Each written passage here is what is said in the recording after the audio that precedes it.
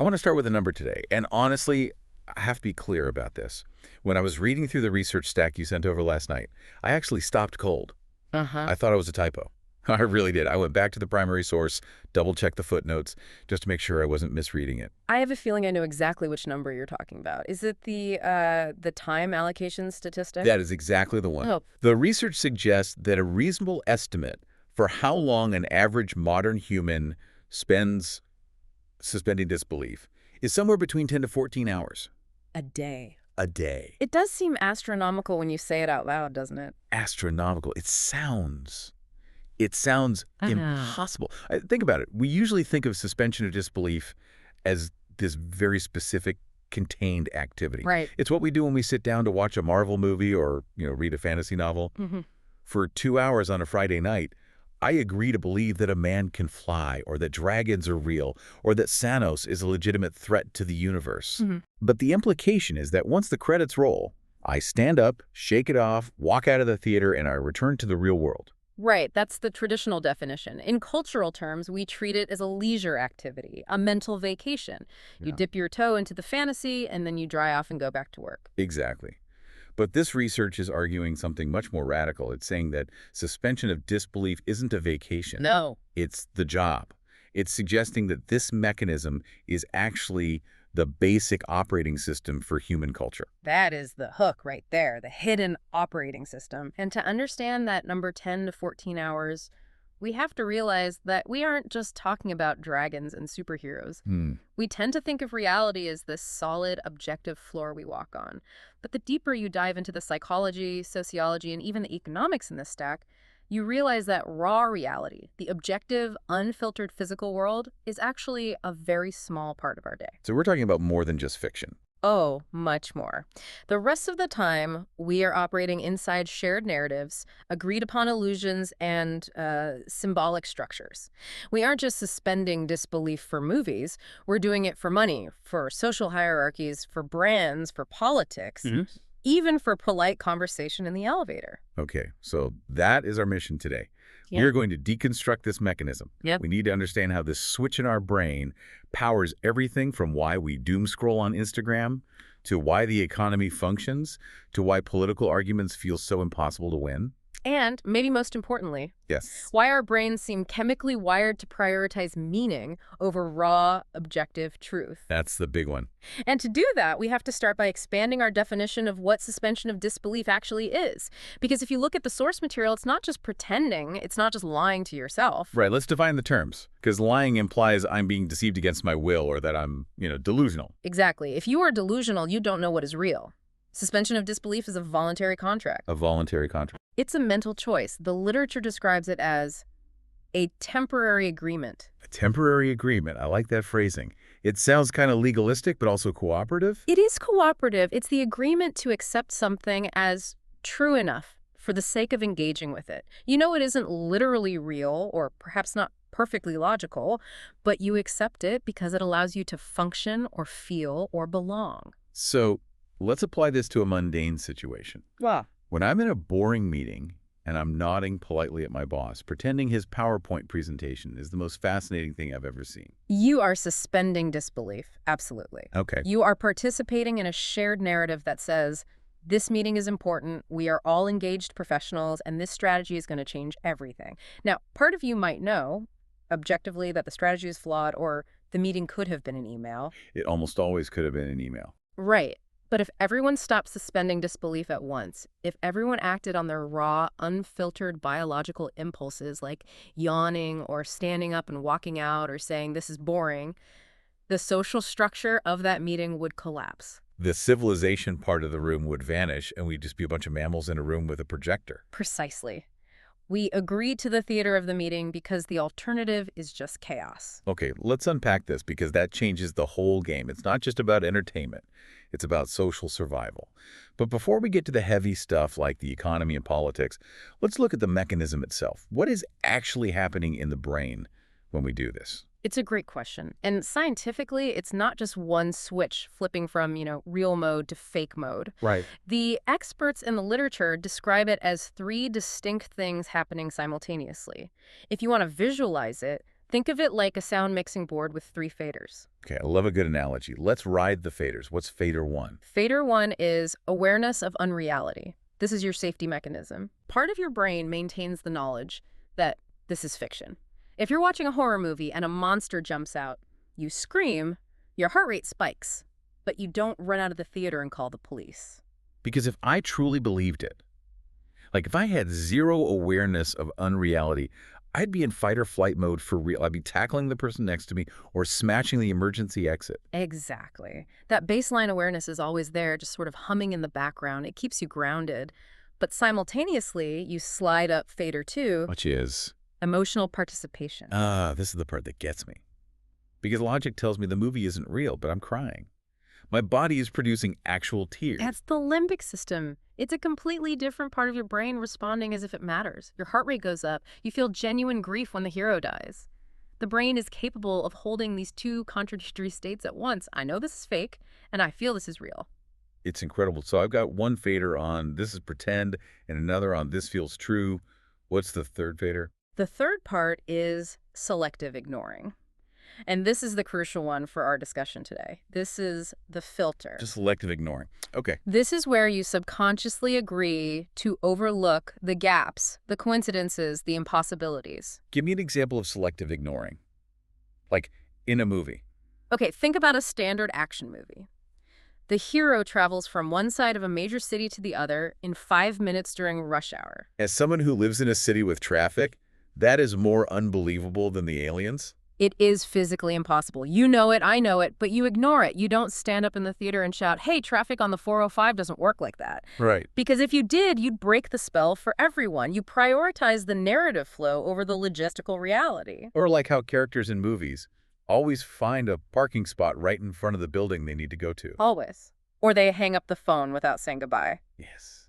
That one drives me crazy. It feels weird, but we let it go because stopping the story to have them say, okay, bye, you two, bye, would kill the pacing.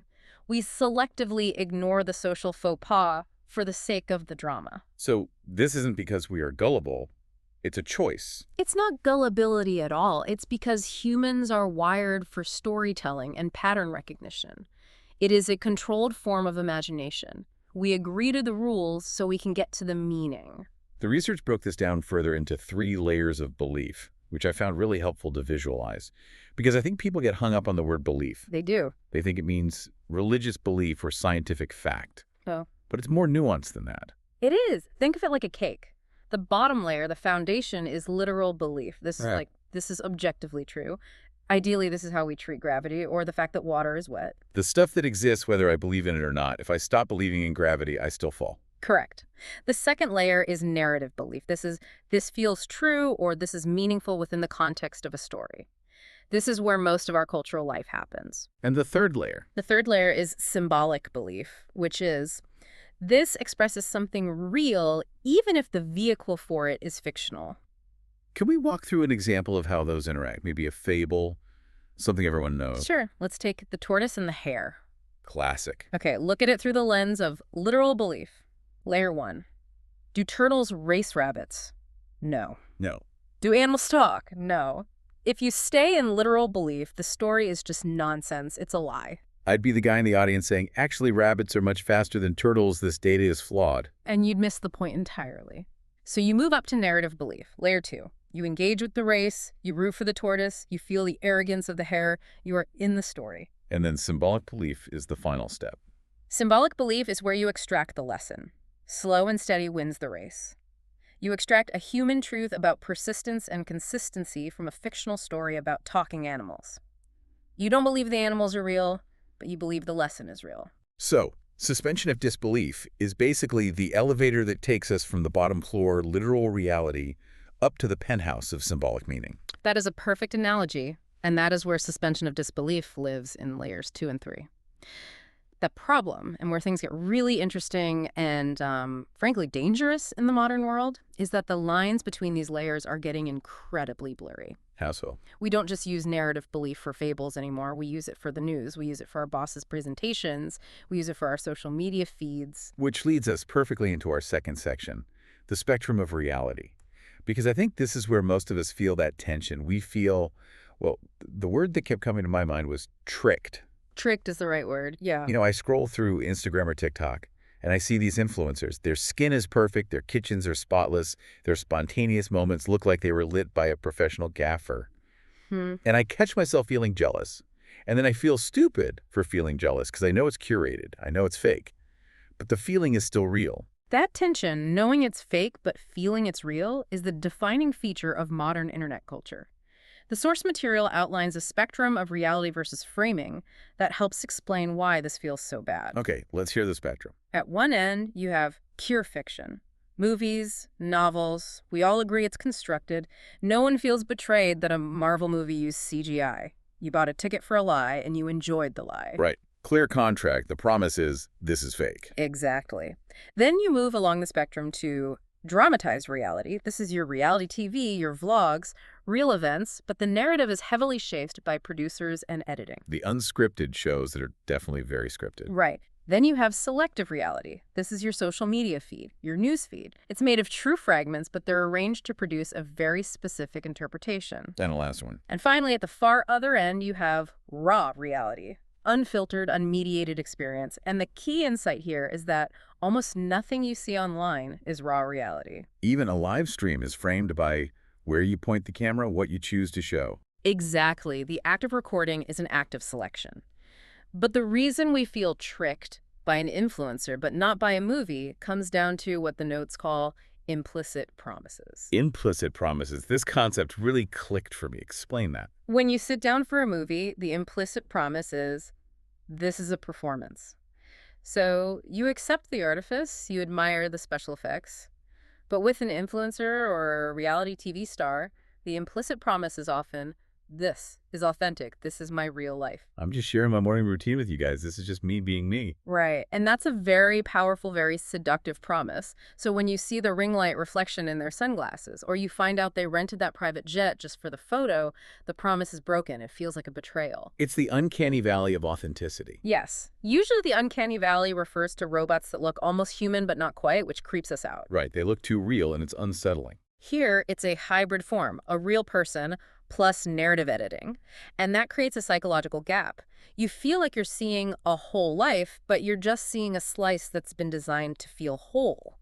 And that dissonance is what makes you feel uneasy or, tricked. And when you notice the machinery, the editing, the algorithm, the sponsorships, it's called the seeing the strings effect. Yes. Immersion collapses when you see the strings on the puppet. And once you notice the machinery, you can't unsee it. You start wondering, is this person crying because they're sad or because they know crying gets more engagement? That is a dark path to go down because if you follow that path, you end up in total cynicism. You start assuming everyone is lying about everything. Which is an incredibly lonely and exhausting way to live. This is why suspension of disbelief is actually a social coping mechanism. Right. If we didn't suspend disbelief to some degree, we couldn't interact with anyone online. We have to grant people a little bit of narrative license just to get through the feed. Let's dig a little deeper into the difference between dramatized and selective reality, because I feel like that's where the confusion happens. Think about the difference between a reality TV show like The Bachelor and your friend's Instagram story. It's a great comparison. With The Bachelor, we know the producers are there. We know they are poking the bear to get tears. We know they edit conversations together out of sequence. Right. We know it's trashy TV and we enjoy the performance. We're in on the joke, mostly. Mostly. But selective reality, that's social media. That's your friend or lifestyle influencer. Here, the editing is invisible. It's not a production crew. It's a person deciding to only post the photo where the lighting hit their jawline perfectly, or only posting the vacation photos and not the argument they had at the airport. It's the highlight reel effect. Exactly. And because it feels closer to raw reality, because it's just a person with a phone, our guard is down. We don't have the "this is a TV show" filter up. So when we see it, we compare our raw reality, our messy kitchen, our airport arguments to their selective reality. And that comparison is toxic. Because we are comparing our behind-the-scenes footage to their trailers. Perfectly put. And that's why the uncanny valley of authenticity is so dangerous. The influencer is performing relatability. They might post a photo of a pimple or a messy room and say, "I'm a mess today, just keeping it real." But even that is curated. It's curated imperfection. Yes. It's a strategic move to build trust. It's a hybrid form, real person, plus narrative editing. And this is why the revelation stage, when we find out it's fake, hurts so much more. If you find out The Bachelor was scripted, you shrug. If you find out your favorite authentic mom blogger has a team of nannies she never shows, you feel betrayed. Because the implicit promise was, this is real life. And that betrayal leads to that cynicism we talked about. You start assuming everyone is lying. You enter a state of what you might call preemptive disbelief. You just assume it's all fake from the start. Which, again, brings us back to that 10 to 14 hours. If we are spending that much time in these curated realities, we are training our brains to constantly toggle between belief and suspicion. It's a cognitive workout we aren't really designed for. It's exhausting. I want to pivot now to where this mechanism leaves the screen and enters the real world. Because we aren't just suspending disbelief for TikToks. We're doing it for, well, basically everything that holds society together. Shared realities. This is where it gets really big. Exactly. Let's talk about sports. Because I'm a sports fan, and reading this section made me feel a little exposed. Oh, sports are a fantastic example. It's a low-stakes training ground for this kind of collective belief. The source puts it so bluntly. Putting a ball in a goal is objectively trivial. And it is. It's a leather sphere. It's a net. In the grand scheme of the universe, who cares? But millions of people, myself included, will have their entire week ruined if their team misses that goal. It's meaning without necessity. If you look at it anthropologically, sports are symbolic warfare. It's ritualized conflict. Ritualized conflict. I like that. When you watch a game, you aren't suspending disbelief about the rules of physics. The ball really is moving, the athletes are sweating, but you are agreeing to a social contract that says, for the next 3 hours, we are going to care about this arbitrary task because it symbolizes effort, mastery, and tribal belonging. So the suspension of disbelief isn't, I believe this game matters to the universe. It's, I agree to treat this game as if it matters to me and my tribe. Precisely. And that agreement creates real community, real emotion, real stakes within that bubble. Imagine if you walked into a packed stadium during the Super Bowl and refused to suspend disbelief. Oh, I'd be a pariah. If you sat there saying, it's just a ball, guys, they are just employees of a corporation, relax, you would be objectively correct. But I'd be the most hated person in the section. And you would be socially isolated. You'd be missing the point of the ritual. The ritual requires the illusion of importance to function. The joy comes from the shared belief. It's like being the guy at the magic show shouting, "It's up his sleeve." You're ruining the shared reality for everyone. And that applies to something even more serious, even more foundational than sports. Money, the ultimate shared reality. This one actually scares me a little when I think too hard about it. It should. Think about it. A dollar bill. Or even more abstract, a number on a banking app screen. It has no intrinsic value. You can't eat it. You can't live in it. It's paper or digital code. But if I go to the coffee shop and hand them that piece of paper, they give me a real physical coffee. Because of the functional suspension of belief, we collectively agree to treat it as real. It is a structured suspension of disbelief. We all agree to the story that this paper or this number represents value. And we see what happens when that story breaks. The research mentions bank runs. A bank run is the perfect example of a collective suspension of disbelief failing catastrophically. Imagine a bank. It holds everyone's money. But in reality, it doesn't. Right. It loans that money out. It keeps only a fraction in the vault. Fractional reserve bank. Right. We all know this, logically. If you ask anyone, they'll say, yeah, I know the bank loans out my money. But we suspend that disbelief in our daily lives. We operate on the narrative belief that my money is there when I want it. And as long as we all believe that story, the system works perfectly. I swipe my card, I get my groceries, the story holds. But then a rumor starts. Maybe a report says the bank is shaky. The narrative belief cracks. Suddenly people drop from layer 2 down to literal belief. They think, wait, literally, is the physical cash there in the vault for me? And they rush to the bank to get it out. And because everyone rushes at once, acting on that literal panicked thought, the reality shifts. The money isn't there for everyone simultaneously. The story breaks. The suspension of disbelief collapses, and the functional reality collapses with it. The bank fails. It's like Wile E. Coyote running off the cliff. He's fine as long as he doesn't look down. The moment he looks down, the moment he stops suspending disbelief in the ground beneath his feet, gravity kicks in. That is the economy. It is Wile E. Coyote, and we are all collectively agreeing not to look down. That makes me want to put my money under a mattress. But even the money itself, if the government collapses, the paper under your mattress is just paper again. It's all a story. Okay, Point taken. There is no escape. We are trapped in the story. We are embedded in the story. We can't get out. Trust is the infrastructure. And this leads us to the most volatile, most charged area of all, politics. Okay, deep breath. We're going to tread very carefully here. As the source material suggests, we aren't talking about specific policies, left or right. We are talking about the mechanism of political belief. Right, the strict neutrality approach. We're just looking at the typology, at the wiring, Yeah. and the source material points out that political coverage functions almost exactly like storytelling. You have heroes, you have villains, you have conflict, you have resolution. It's pure narrative. It is pure narrative. And humans evolved in small groups, tribes, where loyalty equaled survival. If you were cast out of the tribe, you died. So we have this ancient, deeply ingrained wiring for tribal thinking. And this is where motivated reasoning comes in, right? Exactly. Motivated reasoning is when our goal isn't to find the objective truth, but to arrive at a conclusion that supports our tribe.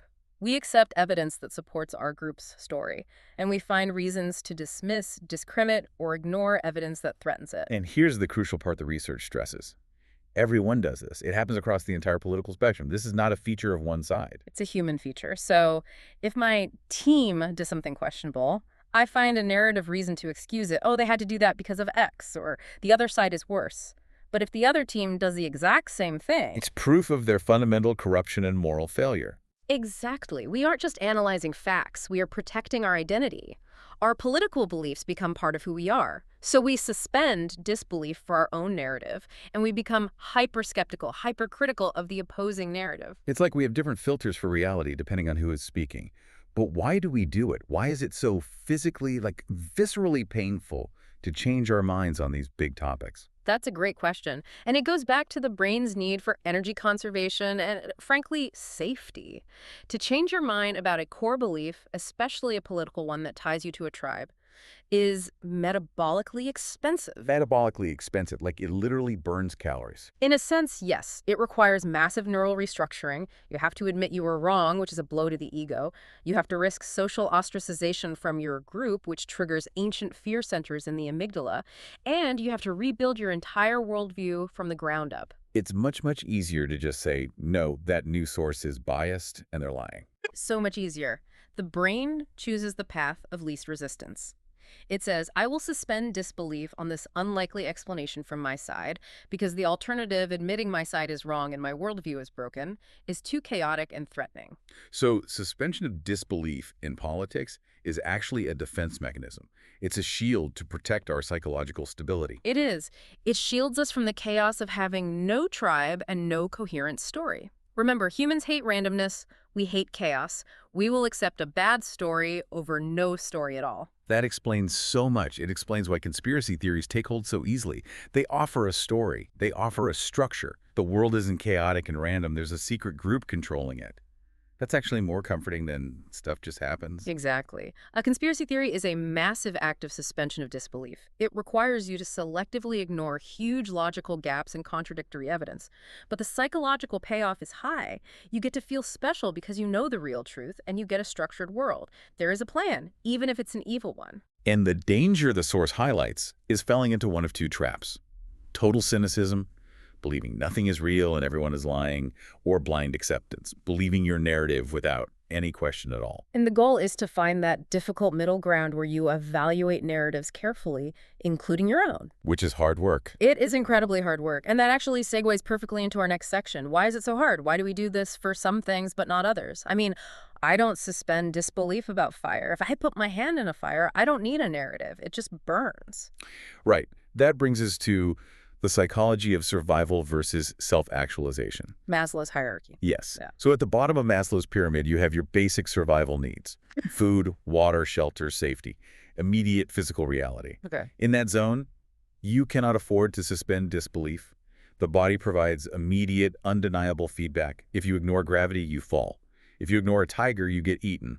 Reality overrides narrative every single time. So survival requires realism. Cold, hard, literal belief.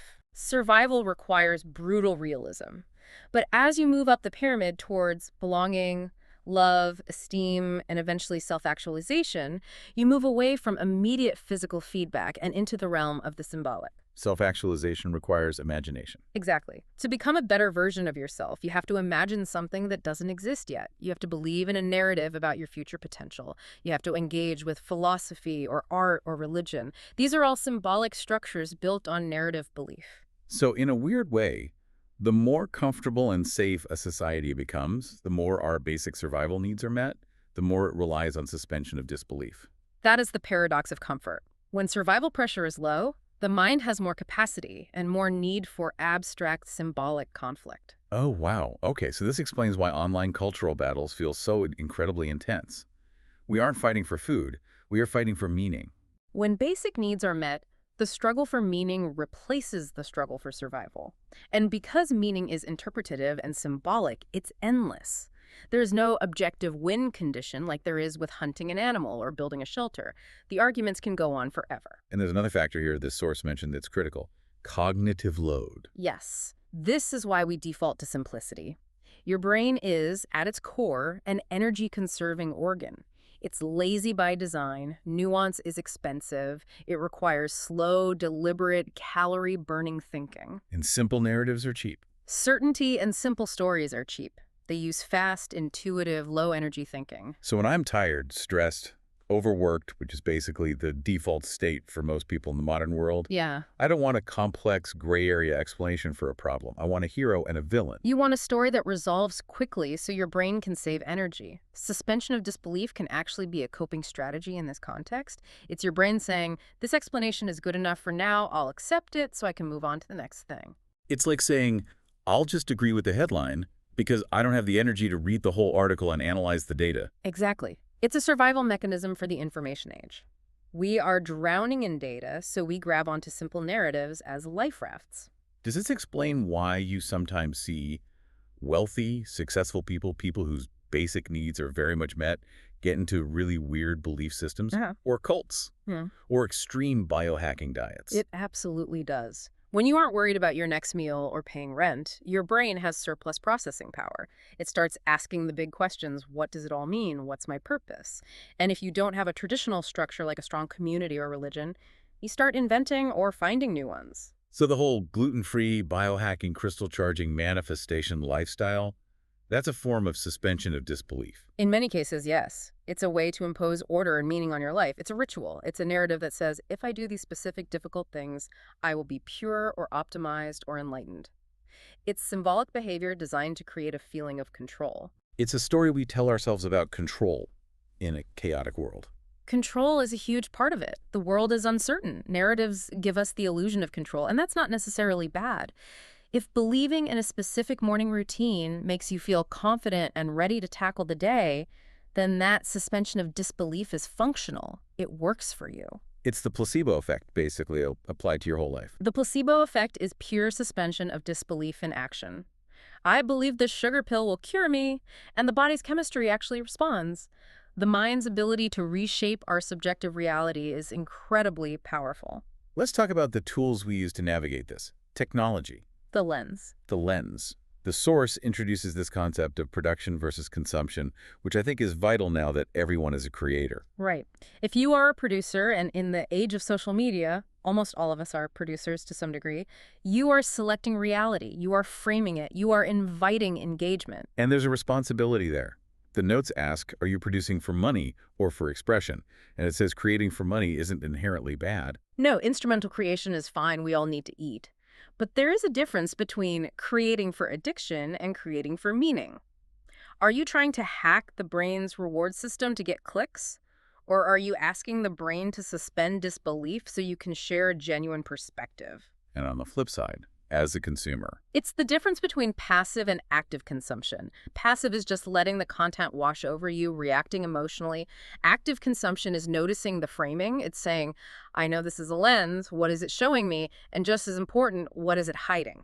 And now, the big one, the ultimate lens, artificial intelligence. The new frontier. This is where it gets really strange. We talked about the uncanny valley with influencers, but AI takes it to a whole new level. The host question here is, why is a cartoon character like Mickey Mouse okay, but an AI-generated human that looks almost real feels creepy? It goes back to clarity of contract. A cartoon is clearly symbolic. There is no cognitive conflict. I know it's a drawing. A GPS voice or a Spotify recommendation is clearly instrumental. It's a tool. We accept them easily. But an AI agent, like a chatbot that talks like a person. An AI agent blurs the line between tool and agent. It simulates conversation, it simulates empathy, it simulates thought. It creates a social interaction with a non-social entity. It's mimicking the signals of humanity without the underlying biology or consciousness. And that triggers a deep evolutionary alarm bell in our brains. We don't know if we should suspend disbelief and treat it like a person or keep our guard up and treat it like a machine. We are stuck in the middle of that uncanny valley, and it's uncomfortable. And the question is, does AI help us break this cycle of speed and simplified narratives, or does it make it 1,000 times worse? The treadmill, does it speed the treadmill up or let us step off? Yeah. The source suggests two paths. Path A is acceleration. AI generates more content, more noise, more speed. We use it to produce cheap certainty faster than ever before. Which seems to be the default path we're on right now. Infinite content, infinite clickbait. But path B is augmentation. AI could, in theory, clarify complexity. It could help us summarize vast amounts of information and see patterns. It could aid slow, reflective thinking. But inertia suggests. Inertia suggests we will likely see both. Some will use the tech to accelerate and distract. Others will use it to slow down and think. It's not about the tool itself, it's about the intent of the user. If AI makes it easier to produce content like, I can type a prompt and get a blog post or an image in seconds, does that devalue the meaning we find in it? This is the big debate in the art world right now. If I spend 100 hours painting a canvas, you value it partly because of the human effort. The struggle and intent are part of the story of the piece. If I generate a similar image in 5 seconds, the image might look the same, but the story is different. The implicit promise is different. Exactly. When we look at human-made art, we are usually suspending disbelief to connect with another human consciousness. We are saying, I see what you felt, what you were trying to say. With AI, there is no you. There's just the output of an algorithm. So we might see a split. Handmade content, human-made ideas become a premium status symbol. Artisanal content. This podcast was made by real humans with real pauses and and... And people will pay a premium for that raw reality, or at least for the illusion of it. But on the augmentation side, path B, you said AI could help us reflect. How would that work in practice? Well, imagine using an AI not to write your email for you, but to challenge your thinking. You can say, hey, AI, here is my opinion on this political issue. Play devil's advocate. Show me the 3 strongest arguments against my position using credible sources. So you're using the machine to break your own echo chamber. Exactly. Using the tool to deliberately increase your cognitive load rather than decrease it. But that requires willpower.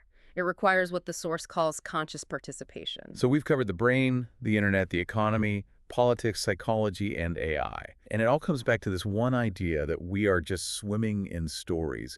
We are swimming in suspension of disbelief. 10 to 14 hours a day, it's the water we're in. So what do we do? I mean, what's the takeaway? The source ends with a section on the final synthesis. Right. And the goal isn't to stop suspending disbelief. That's the key.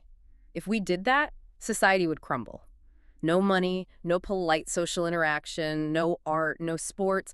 We would be living in a very cold, very functional, very lonely world. So we need the illusion. We need the story. We need the shared reality, but the goal is awareness. Conscious participation. That's the phrase. Conscious participation. It means knowing you are inside a story, but choosing to play your role anyway because you've decided that story has value, that it's where the meaning is found. It's like saying, I know this money is just paper and code, but I'm going to use it to build a life and support my family. Or, I know this vote is just one in millions, but I'm going to cast it because I believe in the story of democracy. I know this movie is fake, but I'm going to let it break my heart because it teaches me something about empathy. It's choosing to care knowingly. Yes. The opposite of suspension of disbelief isn't pure, cold rationality, which is exhausting and, frankly, impossible for humans.